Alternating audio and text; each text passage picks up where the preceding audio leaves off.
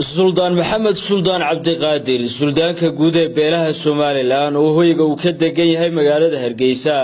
waraysi gaar ah ku siinayay telefishinka Universal ayaa waxa uu ka hadlay xariga magaalada Hargeysa lagu xiray Boqor Cismaan Buurmadow waxaanu sheegay in xarigaasi uu isagu sabab iskugu noqday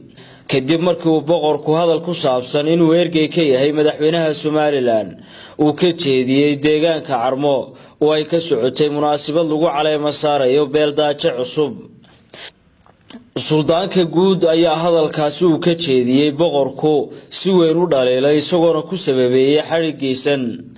Suldaan Maxamed Suldaan Cabdiqaadir ayaa xukuumadda Soomaaliland geesta kale ku bogaadiyay xariga Boqor Cismaan Maxamuud Buurmadow hadaladiisina waxa kamid ahaa waxa lagu xidhaynaa waa afkiisa waxyaabaha aanu xil saareen oon cidi u igman inuu sheegtay ninka Morgan uma sidaa gacanta iyo sacabka u lulaya waxa weeye meeshaasi wixii ka dhacay dembigeedii mar la isku haya idina afka kama qoriyeen xilaanu cidi u igmanna haddaad iska saarto wayna tartiibteeda ku darta iyo nidaamkeeda oo arrinkaasi maxaa kala gudbay maxaad ka qaban kartaa maxaad ka oran kartaa aad istidhaahdo marka boqorku afkiisa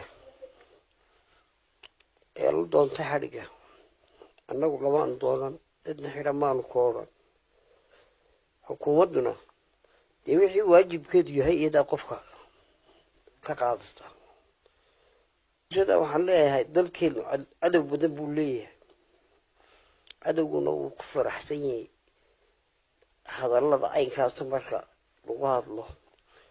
waxay ku kala qaybinayaan Somaliland laakiin warka cadowgu ka naxayo waa cadaaladda taalo wadanka madaxweynuhu ummadiisa ninku igmado iyo ninkaanu igmanin dee warkoodu wuu kala duwan yahay marka xadhiga Boqor Cismaan la xiray isagaa lugiisa ku doontay waxaan leeyahay raggii goobtaa tegey taladay ku tageen uma midaysnayn ragna waa rag iska gurdan raaciya uun shirka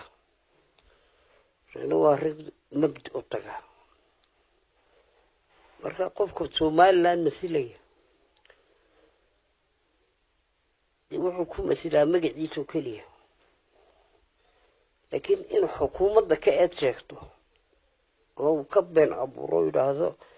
waxa ay soo igmaday madaxweynaha waa shacabka laga xishoodo وعيدروس عبد الله إسماعيل بيرشيا تلفزيون عالمي Universal Hargeysa